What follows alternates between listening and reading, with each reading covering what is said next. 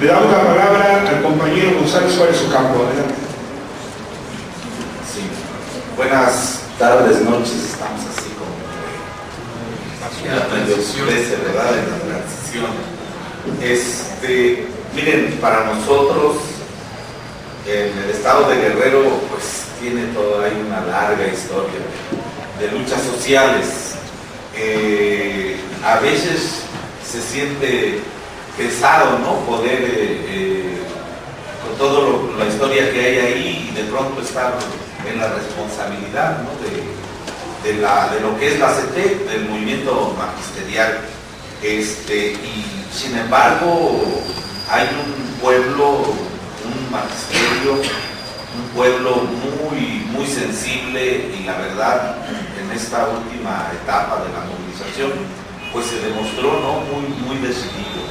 Eso nos da la fortaleza, ¿no? para enfrentar todo lo que se dio y lo que viene. Para nosotros el compañero Luis, yo así le diría, el compañero, no tenemos muchos más, le podemos decir el hermano, porque pues, ¿qué podemos recordar? Él es fundador de la CENTE, es un compañero que estuvo, ha militado en la CENTE y tomó la decisión, y lo hizo bien, de despojarse a lo mejor de esa cuestión de la militancia y hoy ser el cronista, el analista y todo lo que viene del movimiento magisterial, ¿no? Y le agregaría, pues es valiente, porque hacer un libro en estos momentos de hechos tan recientes y poder darle el tono que le da, poder hacerlo de manera un tanto, como ya decía el compañero Francisco, no ser objetivo y además guardarse incluso a lo mejor sus posiciones, pues yo digo, es valiente, porque son hechos muy actuales, y yo lo invitaría, yo creo que lo puede hacer, a darle seguimiento, porque este libro está ahí donde empieza la algidez más grande del movimiento guerrerense, y que tendría que ser una continuidad con lo demás que viene, porque él lo escriba. Yo creo que ahí se tiene que complementar con esta etapa que está por analizarse, por estudiarse. En ese sentido vemos a Luis, y que pues, es muy respetado, ¿no? Fraternalmente recibido por todos los compañeros militantes de la CENTE y de el magisterio, ¿no? en general, porque pues también hay compañeros con otros puntos de vista. Por cierto, el próximo domingo va a estar ahí en Guerrero, en las entrañas de la Montaña Roja, en Tlapa, en la presentación de este libro. Entonces, pues yo creo que nos nutrimos, ¿no? Mutuamente, él al ir allá y nosotros al recibirlo. En ese sentido vemos la valentía y la oportunidad de este libro, que es muy oportuno. Trata los momentos actuales, ¿no? Cómo, hasta dónde podríamos decir que justifican el pacto por México, ese ente sin razón de ser, cómo lo justifican a través de la embestida a Elester Gordillo, que solamente era una justificación para quitársela de encima, pero dejando ahí, como ya decía Francisco, la estructura charra está ahí, ¿no? Hoy más sometida, hoy totalmente decorativa, porque es sencillo ver, ¿no? Nosotros estuvimos en la CENTE, hoy lo decimos satisfactoriamente, tenemos un alto nivel de interlocución, no es gratuito. En su momento quiero abordarlo desde el punto de vista de la movilización en Guerrero, ¿no? Y qué resultó de eso. Entonces, muy oportuno en ese sentido el pacto. Ahí se descubre perfectamente cuáles son las intenciones. Pero además, lo que nosotros hemos visto, desde compañeros del Comité de Guerrero, en la CENTE, que pues esta sigue siendo una lucha contra un proyecto mundial, el proyecto neoliberal. Es sencillo, creo que hoy en el mundo, pero si vemos en nuestro país, pues estamos en se están perfilando dos grandes grupos, ¿no? Así como hace siglo y medio o siglos casi, los conservadores y los liberales, ¿no? Hoy estamos aquí los neoliberales en un lado y el pueblo, ¿no? La gente con ideas progresistas, con ideas socialistas, con ideas que permiten perfilar que debemos construir una patria diferente. Yo creo que ese es el trasfondo de la lucha, y aquí se ve en este libro, cuando se habla de los organismos financieros internacionales y de la OCDE en especial, cómo es el proyecto que hoy se está implementando y así a grandes pasos, y que se implementa a través del Pacto por México, y desde luego también aborda aquí el libro la cuestión del uso que se le da al CENTE, ¿no? El Bester quiso todavía presionar, jugar algunas de sus cartas, pero estaba visto que ya no le servía, que era un lastre para cualquier grupo político, cualquier personaje político, ya era un lastre, y pues una manera de quitársela, de legitimar, pero de seguir teniendo el control del sindicato. Yo creo aquí, y esto lo veo en el libro, lo veían muy fácil, es decir, ya arreglamos las cosas con los partidos más grandes, y en el caso del PRD con el núcleo que controla y más entreguista, y dice ya tenemos todo listo, hay un consenso nacional. Pero yo creo que ese es el gran problema que tiene el grupo en el poder, es decir, tiene una visión única, tiene mucha soberbia y no se da cuenta de lo que está pasando, o no entiende de lo que está pasando abajo, en el pueblo. Y nosotros podemos decirlo por lo que ocurrió, sigue ocurriendo en Guerrero, sigue pasando en Michoacán, cuando se agrede a los normalistas, la reacción que viene desde abajo para enfrentar esa represión, como se dio también en Guerrero, y bueno, no estamos lejos, ¿no? En el 2006 en Oaxaca. Es decir, no entienden eso, creo que sus estructuras mentales pues no les dan para entender lo que está pasando aquí abajo. Pero el libro lo anuncia, lo analiza y lo anuncia Luis muy acertadamente. Por eso empieza con cómo se crea el pacto, y una de las cuestiones así como de cierre es que lo primero que hace el pacto es la reforma mal llamada educativa, esta reforma educativa, y el encarcelamiento del Bester Gordillo. Pensando ya aquí avanzamos, pero no es así, y es aquí donde yo digo cuál es la continuidad, porque ocurre, esto habla de la lucha de la CENTE, del magisterio democrático, de los trabajadores de la educación democrática, todos, y de la CENTE. Pero ¿cómo lo vimos en Guerrero? En el estado de Guerrero ha habido un núcleo, me parece necesario precisarlo, ha habido un núcleo de compañeros.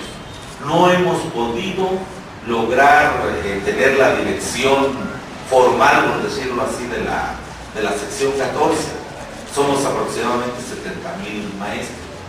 En este último movimiento participamos 55,000 activamente. Y de los otros 15 hay simpatía con el movimiento. Bueno, En Guerrero ocurre que cuando el Mester empezó con sus bravatas y que no estaba de acuerdo y se empezó la movilización, nosotros indudablemente que en Guerrero aprovechamos para llevar esto a las bases y empezamos a movilizarnos.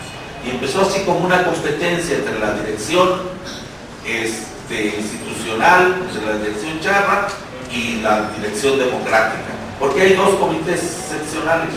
Yo presido uno, el Comité Ejecutivo Seccional Democrático, y el Comité Institucional. Tenemos nos hemos ganado así por la vía de la movilización, una representación en el Estado. Tenemos todas las funciones de un comité seccional. Les arrebatamos un edificio y estamos ahí. Es decir, desde que se dictó la CENTE, Guerrero ha estado presente en estas luchas, pero la coordinadora se fundó en el 89, en la primavera magisterial, la coordinadora estatal, desde luego con los compañeros del CCN, fueron los que impulsaron y los que vieron, así amalgamaron a todos los grupos que surgimos en el 89, y desde entonces está ahí la CENTE. A veces hemos sido mayoría, hemos logrado tener mayoría de delegados por la vía estatutaria, pero siempre ha habido la cooptación, siempre ha habido la división. No hemos podido tener la representación de la sección 14 formalmente. Hoy somos mayoría, muchos base institucional está con nosotros y estamos planteando un escenario en ese sentido en los próximos días. Pero regreso, ¿por qué a nosotros qué pasó ahí? Bueno, empezamos a movilizarnos antes. Empezó como una competencia porque había mucha inconformidad en la base. Y entonces teníamos que decidir si nos íbamos a la movilización o no. Y después de una consulta de bases decidimos estallar el paro indefinido el 25 de febrero. Un paro indefinido que se fue haciendo cada vez más grande, pero que no pudimos con las otras secciones de la CENTE lograr hacerlo de manera conjunta. Sí coordinamos acciones, siempre lo hemos estado haciendo, como el plantón que tenemos aquí en el Zócalo, pero el movimiento de Guerrero dio un paso adelante. ¿Qué ocurrió ahí? Nosotros dijimos, vámonos a la ley, a buscar la manera de que en el marco de la soberanía del Estado logremos una ley, modificar la ley de educación estatal. Fue muy difícil, pero sí logramos que el Ejecutivo, el gobernador, mandara una iniciativa al Congreso, la cual fue desechada.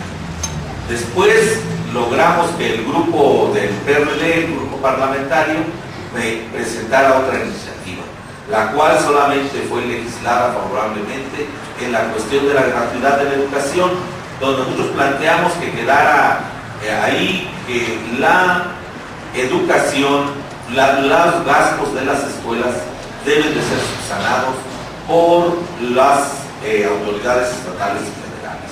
Es decir, ninguna cuota más, pero los gastos deben ser, debe ser responsabilidad del Estado, pues.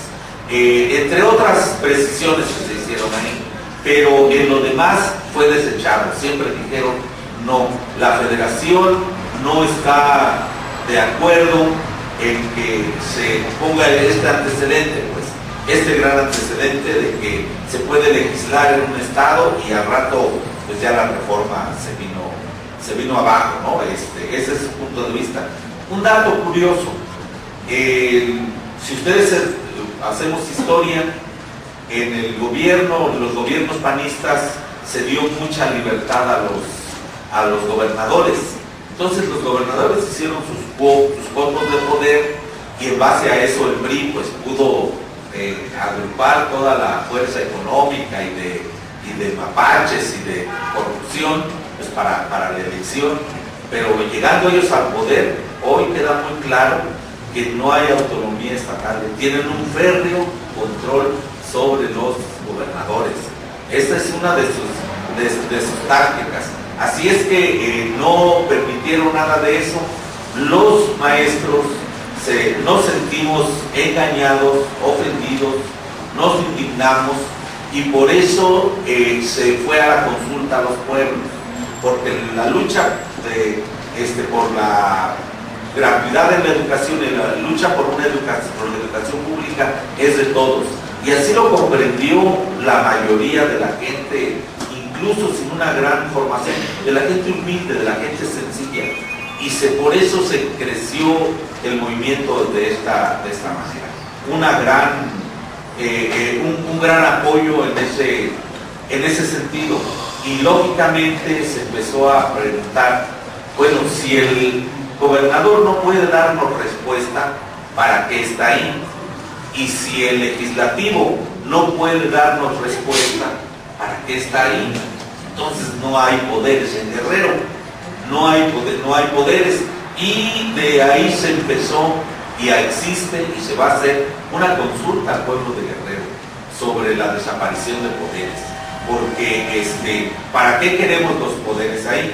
Bien, pero ¿qué ganó entonces este movimiento? ¿Qué es lo que pasó ahí? Un movimiento muy grande, con acciones muy fuertes, de mucha presión, con la presencia de organizaciones del calibre de la CRAC.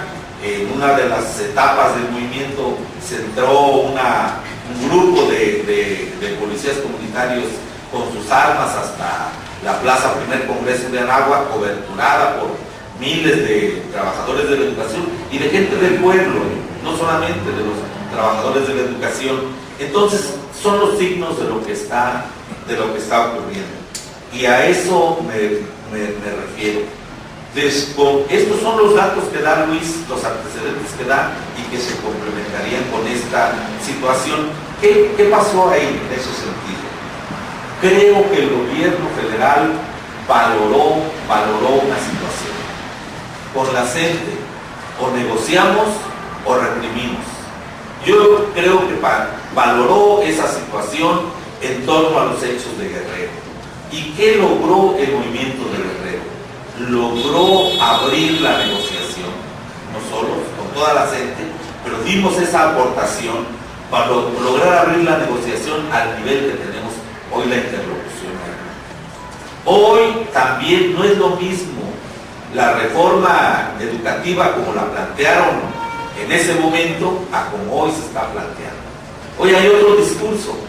O nosotros sabíamos que iban a ir a legislar las leyes secundarias el 30 de abril, a más tardar. Pero ¿qué ocurrió? Ese fue otro logro de este gran movimiento, del movimiento de la gente y del movimiento de Guerrero en especial. Nosotros lo sabemos que todo el esfuerzo que se hizo ahí es un esfuerzo que ha tenido resultados. Yo resumo en ese sentido, porque como que no es el tema, pero que sí se relaciona íntimamente con lo que Luis ha plasmado en este libro y con lo que va a plasmar en el siguiente libro, ¿no? Entonces, en ese sentido lo decimos. Pero ¿saben cuál es el asunto? Que hoy no es la lucha, la verdad no es la lucha solamente por la educación. Hoy no, al menos en Guerrero se están preparando en el movimiento popular guerrerense, porque sabemos que tenemos que enfrentar las otras reformas que vienen de manera unida, y tenemos que estar planteando prácticamente dos visiones de país, dos visiones de patria, pues, es decir, la que tienen estas gentes, los neoliberales, las que nos están imponiendo, y una patria pues más justa, humana, donde quepamos todos. Y esta lucha yo creo que va para allá, que va a construir, va a buscar la manera de que esto se dé. A lo mejor lo vemos desde una visión localista, pero sí en Guerrero se respiran aires insurreccionales. Hubo momentos y hay momentos que así se ven. Y no solamente ahí, decimos nosotros que la pradera está muy seca, pues, y lo que es el sur, sureste y el centro de nuestro país, podríamos decir que vienen batallas muy grandes que tenemos que librar. El movimiento de Guerrero, como lo fue el movimiento del 2006 en Oaxaca, son preámbulos. Al menos nosotros sí nos estamos preparando, el movimiento está entero, no ha sido golpeado, hay intimidación, hay persecución, pero el movimiento tiene la fuerza para detenerla, para enfrentarla, y sigue firme. Hoy hay un acuerdo de reorganización hacia nuestras bases, hay un acuerdo de ir a consultar, de seguir informando y de prepararnos. Sentimos que en agosto, septiembre, que se estén discutiendo las leyes secundarias, o que se piense a aprobar las otras reformas, Guerrero va a estar en condiciones de aportar todo el esfuerzo posible para detener todo esto. ¿Y a qué podríamos decir que estamos visualizando nosotros? Que estas fuerzas y estos movimientos nos tienen que llevar a seguir haciendo un llamado a los poderes fácticos y a los poderes reales, que pudieran entender, voltear un tanto hacia abajo, y que pudiéramos en determinado momento tener la fuerza para obligarlos a establecer un nuevo pacto. Sí, un pacto con el pueblo de México. Un nuevo, porque si no lo hacen, no sabemos qué rutas pueda tomar nuestro país. Nosotros sí estamos con la intención de que como mexicanos pudiéramos tomar nuevos acuerdos históricos de largo plazo. Ojalá hubiera esa cordura en estas fuerzas que yo, como decía antes, son fuerzas que están plagadas de soberbia, que consideran que pueden manejar al país como sea, pero les acabamos de decir que no, les acabamos de decir, al menos en Guerrero, que se equivocaron, que si no toman en cuenta al pueblo de México, en este caso a los trabajadores de la educación que estamos en las aulas, sería algo muy riesgoso para nuestro país. En fin, y es aquí donde yo me refiero a una parte del libro de Luis, porque ¿de dónde surgen las cosas? Él habla de aulas así como emergentes, aulas de pronto de emergencia, es decir, las escuelas que de pronto hay que construirlas de la nada y con el apoyo de la misma gente ahí que tiene tantas carencias. Eso les dijimos cuando hablamos con los del Pacto por México, ¿no? Dijimos, bueno, ¿por qué tienen que atendernos a nosotros? ¿Por qué tienen que hacerlo? Les dijimos, bueno, simple y sencillamente comentamos en el caso del compañero Francisco, maestro de escuela en las mañanas, director en la tarde, y gente sindical o representante sindical en todo el demás tiempo que tiene, ¿no? El compañero Pedro también, director de una escuela, su servidor, director de una escuela, pero ahorita estoy liberado, ya vamos a hacer el cambio de comité en los próximos meses y regresaré a mi escuela, ¿no? Como tiene que ser. Porque nosotros tenemos el acuerdo de comités de renovación total. Es decir, en Guerrero, en el Comité Democrático, nadie repite porque eso nos ha permitido muchas cosas. Renovación total, todos regresamos a las aulas. Por eso les dijimos, les están hablando los maestros que estamos ahí trabajando cotidianamente, no los prófugos del KIR, no los que se han jugado de las aulas, no. Están con los maestros, estamos haciendo el trabajo cotidiano en las aulas.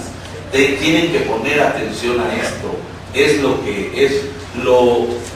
lo mejor para la educación, y les dijimos si estamos realmente comprometidos con la educación pública, pues.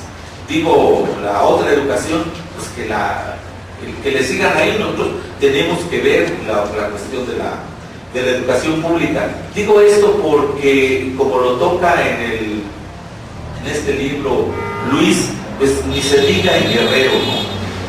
¿por qué hay tanta raigambre de los compañeros o maestros, o de todos los maestros, con las comunidades? Porque viven con ellos, están ahí en la misma situación, y quienes no estamos a veces, no vivimos en el mismo entorno, de pronto nos tenemos que sensibilizar, porque es difícil. A veces en mi escuela, por ejemplo, es una colonia muy dispersa de la ciudad de Taxco, es grande la colonia, pero la escuela está muy aislada, se tiene que pagar un velador a fuerza, si no, lo poco que hemos ido construyendo ahí, que las computadoras que tenemos, que se lo roban, ¿no?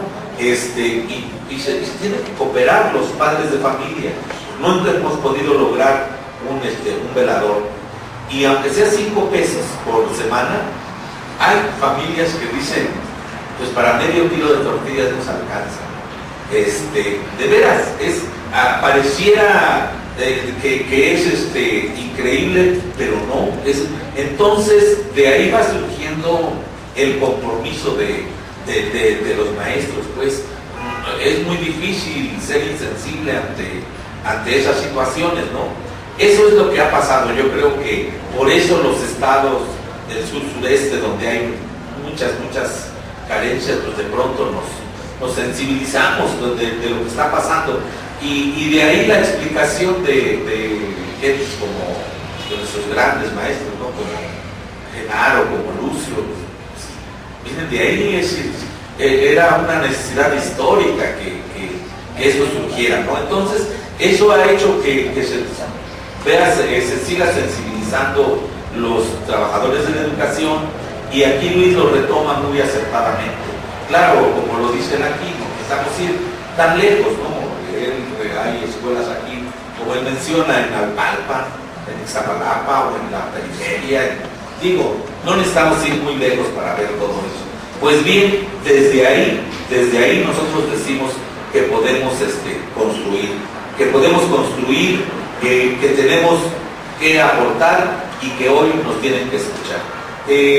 Yo creo que este libro es la crónica de esta gran lucha.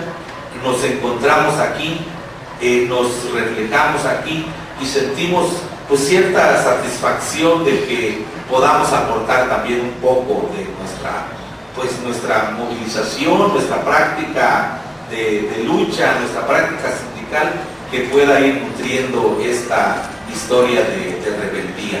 Nosotros estamos en eso, y seguimos creyendo, pues insistiendo, que yo creo que Luis tiene ese gran compromiso de seguir siendo el portavoz, el cronista, el analista de esta gran historia de lucha y de rebeldía de los trabajadores de la educación y de los pueblos de